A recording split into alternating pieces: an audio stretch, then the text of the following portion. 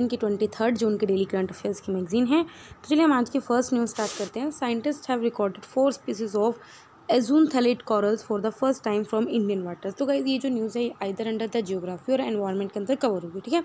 पहली बार क्या है, जियोलॉजिकल सर्वे ऑफ इंडिया ने एज़ूनथैलेट कोरल रीफ की एक स्पीसीज़ है, उसकी 4 स्पीसीज़ को रिकॉर्ड किया है अंडमान एंड निकोबार आइलैंड्स में से, ठीक है। ये जो कोरल के सभी जो 4 ग्रुप्स थे वो एक ही फैमिली से बिलोंग करते, दैट इज द फ्लैबिलिडाe, ठीक है। 4 स्पीसीज़ के नाम यही हैं, देखो गाइस आप देख लेना कौन कौन से नाम है। टी क्रेसम, टे इंक्रुस्टम, टे एक्कुलमेटम, टे इरेगुलर, ठीक है। इनको पहले भी फाउंड किया गया है जापान से, फिलीपींस से और ऑस्ट्रेलियन वाटर से, ठीक है।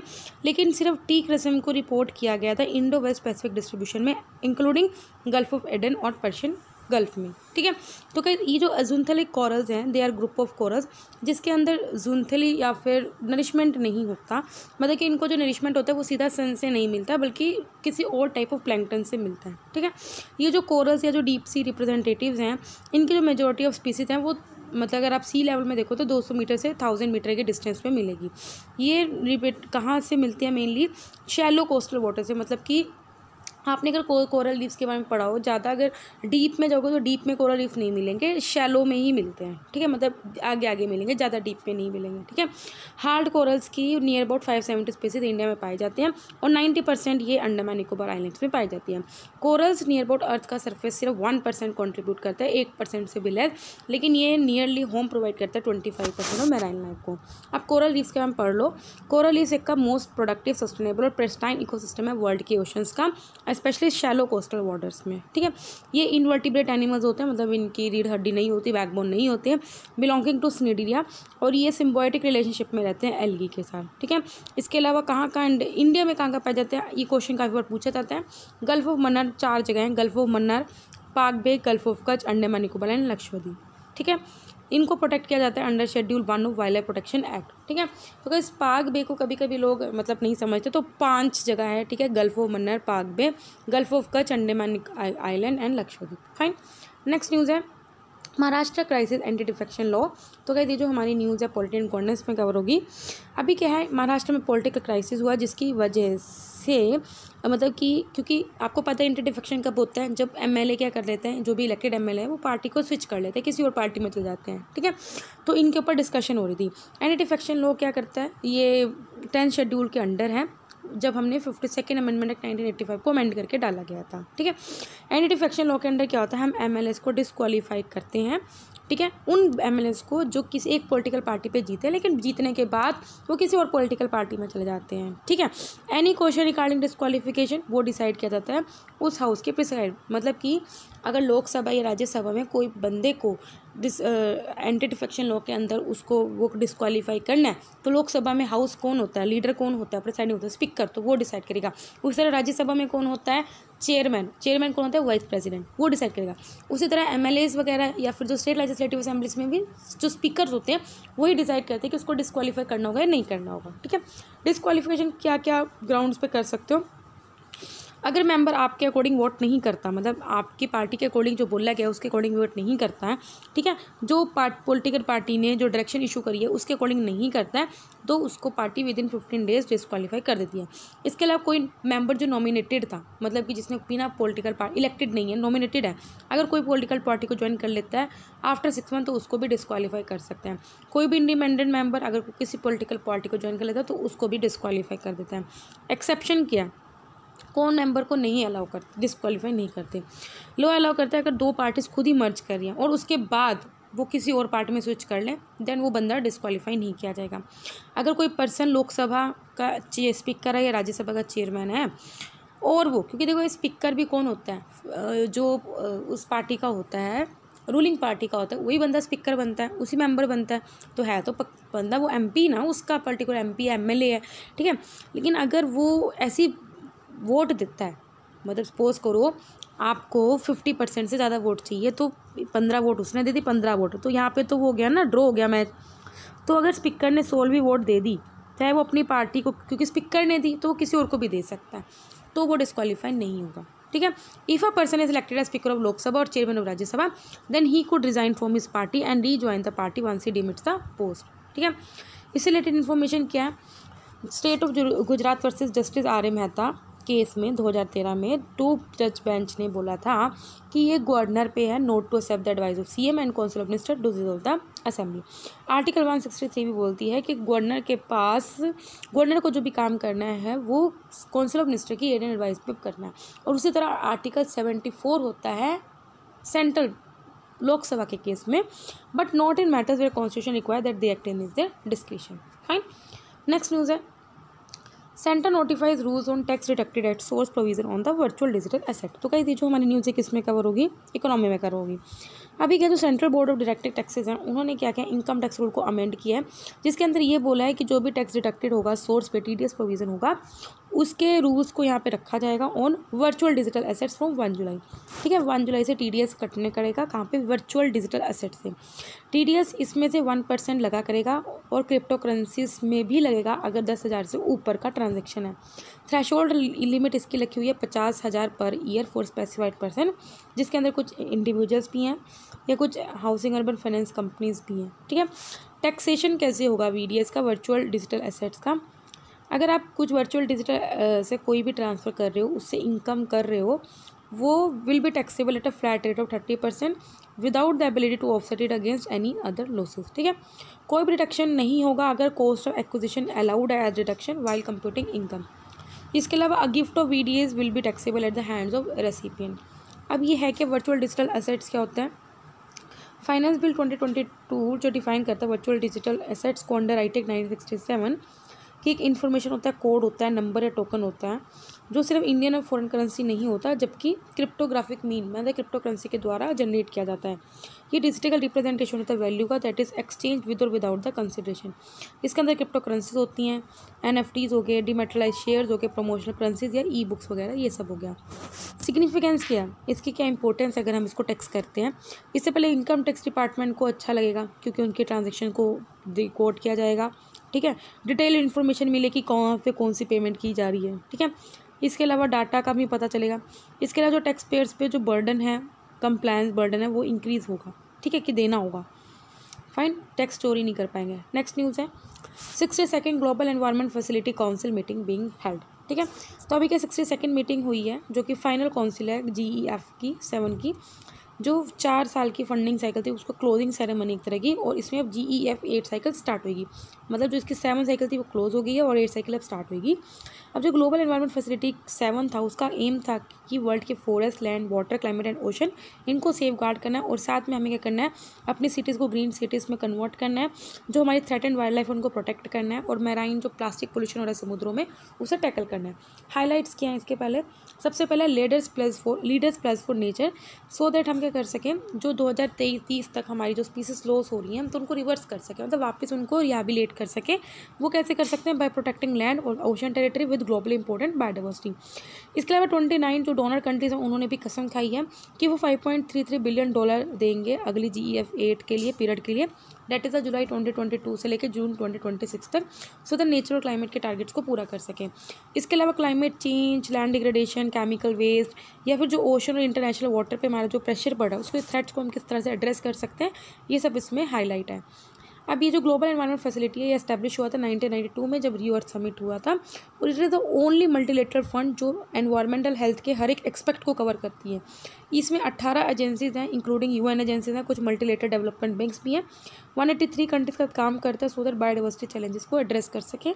फाइनेंशियल मैकेनिज्म है 5 मेजर इंटरनेशनल एनवायरनमेंट कन्वेंशन का, जैसे UNCBD होगी, conservation of biodiversity, combat desertification, UNFCCC, Minamata convention है जो कि मरकरी पे है, स्टॉकहोम कन्वेंशन है जो परसिस्टेंट ऑर्गेनिक पोल्यूटेंट पे है। ठीक है, इसके अलावा GEF ट्रस्ट फंड को भी एस्टेब्लिश किया गया था सो दैट हम प्लानट के जहाँ पे सबसे ज़्यादा एनवायरनमेंट प्रॉब्लम्स हैं उनको टैकल कर सकें जिस एरिया में है। ठीक है, अब GEF काउंसिल के बारे में पढ़ लो। ये मेन गवर्निंग बॉडी होती है जिसके अंदर 32 मेंबर्स हैं, अपॉइंट किया जाता है constituencies of GEF member countries के द्वारा।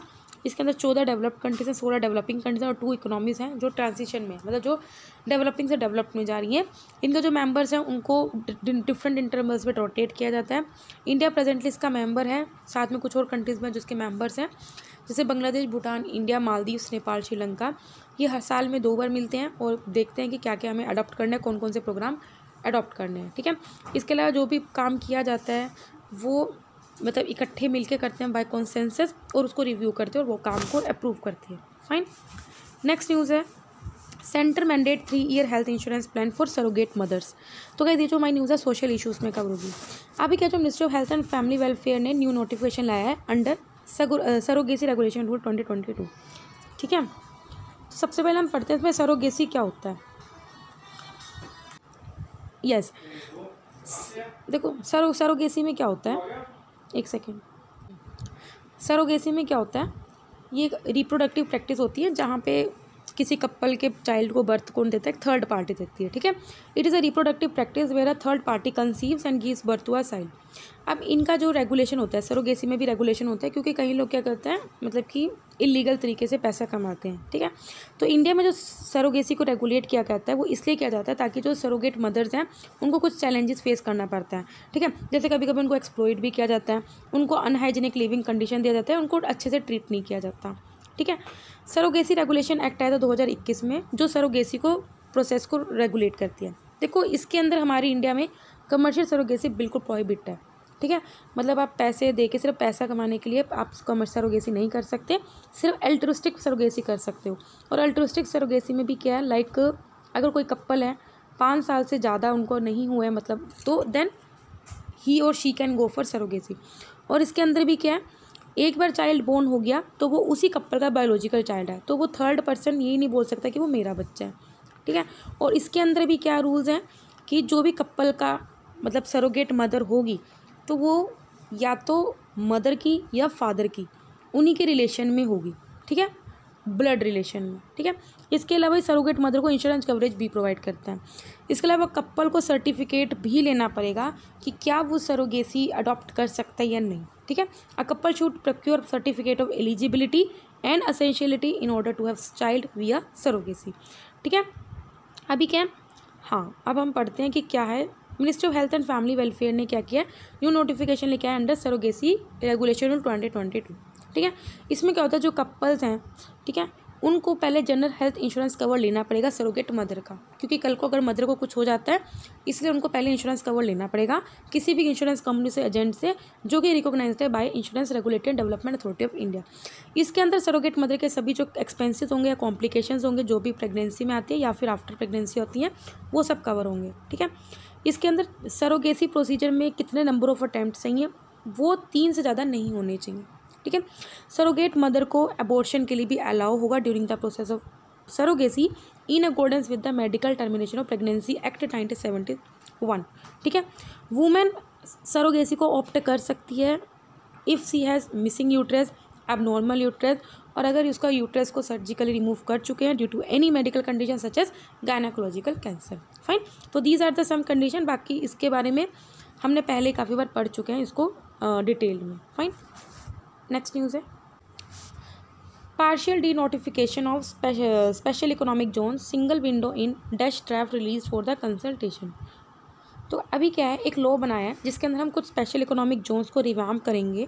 ठीक है, जो पिछले since has been on the card since the 2022 budget announcement, तो जो स्पेशल इकोनॉमिक जोन एक्ट 2005 है उसको रिफॉर्म करना चाहिए सो दैट हम अपनी कंट्री के एक्सपोर्ट्स बूस्ट कर सकें और अपने इंडिया के जो प्रोडक्ट्स हैं उसकी कॉम्पिटिटिवनेस बढ़ा सकें। अब स्पेशल इकोनॉमिक जोन क्या होता है, ये ड्यूटी फ्री एनक्लेव होता है, यहाँ पे कोई भी प्रोडक्ट्स बनते हैं वहाँ पे ड्यूटी नहीं लगती और इसको एक फॉरेन टेरिटरी माना जाता है सो दैट आप ट्रेड ऑपरेशंस कर सकें ड्यूटीज़ और तारीफ के पर्पज़ से। ठीक है, अब लिमिटेशंस क्या हैं, करंटली क्या है, ये सिर्फ एक्सपोर्ट्स पे फोकस करते हैं और इनको डोमेस्टिकली सेल करना अलाउड नहीं है अपने प्रोडक्ट्स का।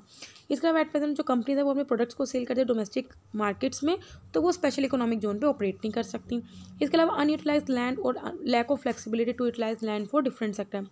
इसके अलावा अगर एक्सपोर्ट देखें तो वो गिरे हैं। ठीक है, मतलब जो 2020 में 112.3 बिलियन डॉलर था वो 2021 में 102.3 बिलियन डॉलर रह गया। अब हमें क्या करना है, स्पेशल इकोनॉमिक जोन को कन्वर्ट करता है into the comprehensive economic zone as per new draft. क्यों, क्योंकि पहले हम चाहते हैं क्योंकि उनको डोमेस्टिकली वो सेल कर सकें। ठीक है, तो इसमें क्या, इस हब्स में जो भी इंडस्ट्रियल यूनिट्स हैं उनको development of enterprise and service hubs कहा जाता है and they are permitted to sell in the domestic market. ठीक है, मतलब अब उनको फ़ायदा हो जाएगा because they can sell their product in the domestic market. Fine, इसके अलावा हमने एक integrated single window clearance mechanism को सेटअप करना है so the time bound manner में अगर क्या एक्सपोर्ट करना है, जो भी इस बीच में जो प्रोसेसिंग है उसको अप्रूवल मिल सके टाइमली मैनर में। इसके अलावा empty spaces over 100 metre square foot को डीनोटिफाई किया जाएगा। डिस्प्यूट्स को रिजॉल्व किया जाएगा थ्रू मीडिएशन एंड आर्बिट्रेशन, जो कि अल्टरनेट डिस्प्यूट रेजोल्यूशन मैकेनिज्म है। फाइन। इसके अलावा और भी जो special economic zone related reforms आए थे वो कल्याणी एक्सपर्ट कमेटी ने 2018 में बोला था कि कुछ चेंजेस लेके आने चाहिए सो दैट हम सेपरेट रूल्स बना सकें मैन्युफैक्चरिंग के प्रोसीजर को लेके एंड सर्विसेज के प्रोसीजर को लेके, ठीक है। मतलब दो manufacturing is a different sector, services are different sector, ठीक है। So there should be different rules, it was recommended by the Kalyani expert committee. Next है रिफॉर्म्स आने चाहिए custom administration of special economic zone में, और इसको हमें IT ड्राइवन बनाना चाहिए एंड उसको फंक्शन करना चाहिए कस्टम नेशनल पोर्टल पे, सो दैट कोई क्लियरेंसेस लेने में कुछ दिक्कत ना है। अब हमारी छोटी छोटी न्यूज़ है। सबसे पहले गिलगिट पाकिस्तान, पाकिस्तान ने बोला है कि वो गिलगिट बाल्टिस्तान चाइना को देगा लीज पे, सो दैट जो डैप्ट है, मतलब कि जो वो कर्जे में डूबा हुआ है पाकिस्तान, उसको वो कवर कर सके। हिस्ट्री क्या है, गिलगिट वैसे देखा जाए जम्मू कश्मीर का पार्ट है। इंडिया पाकिस्तान जब 1949 में उन पर एग्रीमेंट हुआ था provisional government of Azad Jammu and Kashmir में, तो जो गिलगिट पाकिस्तान बल्तिस्तान का एडमिनिस्ट्रेशन था वो पाकिस्तान को चला गया था। 2021 में जब पाकिस्तान ने गिलगिट पाकिस्तान को बल्तिस्तान को अपना नया प्रोविंस घोषित किया था, तो इंडिया ने क्रिटिसाइज भी किया था उसके मतलब कि पाकिस्तान के इस मूव पे, ठीक है।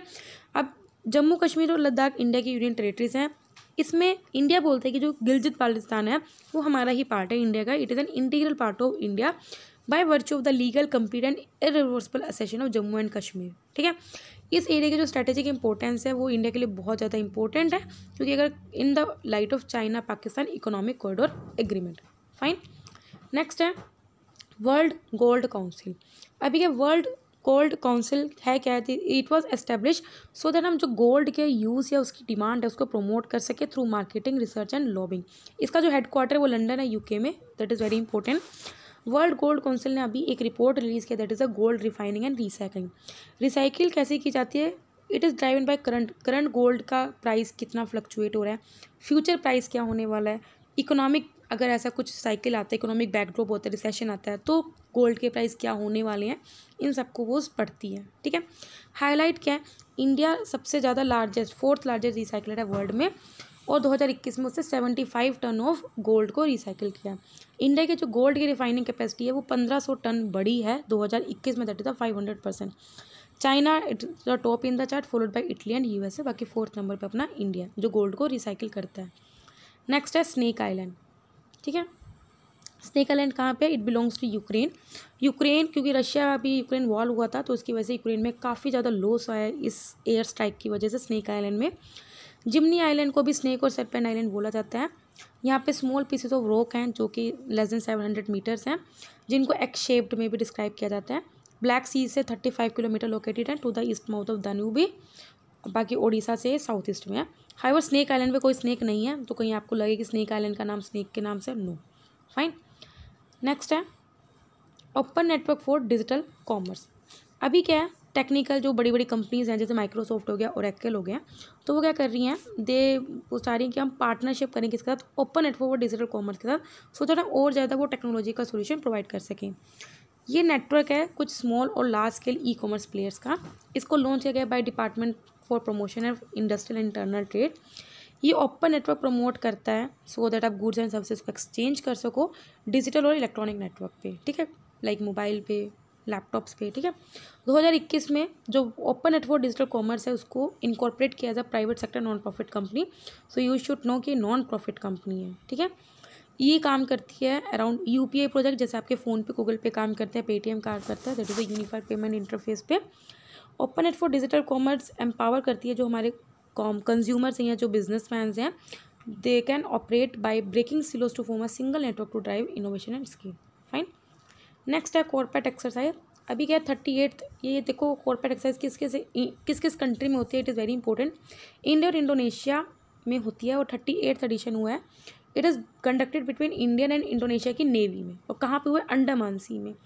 दोनों नेवीज़ को कैरी आउट किया गया CORPATs along international maritime boundary line, हर साल होती है 2002 से। Bedti Varada link environment group के हैं जो कर्नाटका के, उन्होंने एक प्रोजेक्ट को क्रिटिसाइज़ किया है जिसके अंदर बोला है कि बेदती और वरादा रिवर्स को लिंक करना है, ठीक है। ये कर्नाटका की रिवर है और बोला है कि इन दोनों रिवर को लिंक करना अनसाइंटिफिक है, ठीक है। अब इस प्लान का एम क्या है, कि बेदती जो वेस्ट फ्लोइंग रिवर है, और वरादा जो कि तुंगभद्रा रिवर की ट्रिब्यूटरी है जो कृष्णा रिवर को फ्लो करती है, which in turn flows into the Bay of Bengal. ठीक है, मतलब एम क्या है कि जिस रिवर में पानी कम आता है या जिस रिवर में पानी ज़्यादा आता है तो वाटर सरप्लस वाटर उसको रिवर को मतलब कि वाटर है उसको दूसरे में भेज दिया जाए। नेक्स्ट है Surya Nutan indoor solar cooking system. ये एक stationary rechargeable and always kitchen connected indoor solar cooking system है और ये पेटेंटेड प्रोडक्ट डिज़ाइन है, पेटेंट है। इसको डेवलप किया है IOCL के द्वारा, that is Indian Oil Corporation Limited, साथ में Ministry of Petroleum and Natural Gas, so that gas consumption को रिड्यूस कर सके। हाइब्रिड मोड पे काम करता है, सोलर पे भी चल जाता है और जो हमारे एनर्जी सोर्सेज उस पर भी चल जाता है। Santhal tribe, Santhal community it is in the spotlight because इसके जो community leader and Droupadi Murmu उनको भी इलेक्शन के लिए नॉमिनेट किया है प्रेसिडेंशियल पोजीशन में। ठीक है, संथल कम्युनिटी कौन है? Third largest schedule tribe community है हमारी कंट्री में after Gond and Bhil. Mostly West Bengal, Bihar, Orissa, Jharkhand, Assam में पाई जाती हैं। संथली लैंग्वेज बोला जाता है जो कि ऑस्ट्रो एशियाटिक लैंग्वेज है और इसके स्क्रिप्ट को ओलिची बोला जाता है। कौन कौन से फेस्टिवल बनाते हैं ये? करम फेस्टिवल, मेघ, बाबा बोंगा, सहराई, ईरो, असारिया नमा एंड दिसुम सेंद्र। नेक्स्ट है पत्ता चित्र painting, very important from art and culture point of view. Orissa CM ने अभी पोप फ्रांसिस से बने हैं जो कि वटसन सिटी उनसे मिले हैं और उनको प्रेजेंट में पत्तचिरा गिफ्ट पेंटिंग करी है। पत्तचिरा पेंटिंग में करते हैं, ये एक क्लॉथ बेस्ड स्क्रॉल पेंटिंग है, उड़ीसा से बिलोंग करती हैं। ओरिजिनेट हुई थी 12th सेंचुरी में, स्पेशल कैनवास पे बनाया जाता है जहाँ पे कॉटन साड़ीज़ को लेयर किया जाता है टैमरिन पेस्ट से और फिर उसको कोट किया जाता है क्ले पाउडर से। इसमें जो पिक्चर्स होती हैं वो जगन्नाथ, श्री जगन्नाथ और टेम्पल ट्रेडिशन से पूरी, क्योंकि उड़ीसा से बिलोंग करती है तो वहाँ पे मेनली जगन्नाथपुरी के ही कल्चर को दिखाया जाता है। लास्ट न्यूज़ है, कुछ प्लेसेस है न्यूज़ में पढ़ लेते हैं। अफगानिस्तान जिसकी कैपिटल है काबुल, वहाँ पे भी 6.1 मैग्नीट्यूड का अर्थक्वेक आया जिसकी जो ईस्टर्न अफगानिस्तान में है, जिसमें से थाउजेंड्स लोग किल हुए हैं एंड डैमेज हुआ है पब्लिक प्रॉपर्टी को। Afghanistan is located in the Hindu Kush zone, seismic hazardous region, मतलब अर्थक्वेक बहुत ज़्यादा आते हैं वो। ठीक है, लैंडलॉक कंट्री है, located in south central Asia, पता ही होगा ये तो आपको। बॉर्डर करते हैं इंडिया के द्वारा चाइना, पाकिस्तान, वेस्ट में ईरान, नॉर्थ में तुर्कमेनिस्तान, उज्बेकिस्तान, ताजिकिस्तान। माउंटेन है हिंद कुश, डेजर्ट है वहाँ पे। ठीक है, लार्जेस्ट रिवर हेलमंड है और हाँ माउंटेन है नोशा। तो कहते हैं 23 जून की डेली करंट अफेयर्स कंप्लीट होती है। वीडियो अच्छी लगे तो लाइक करना, कोई डाउट तो कमेंट करना। तब तक बाय बाय।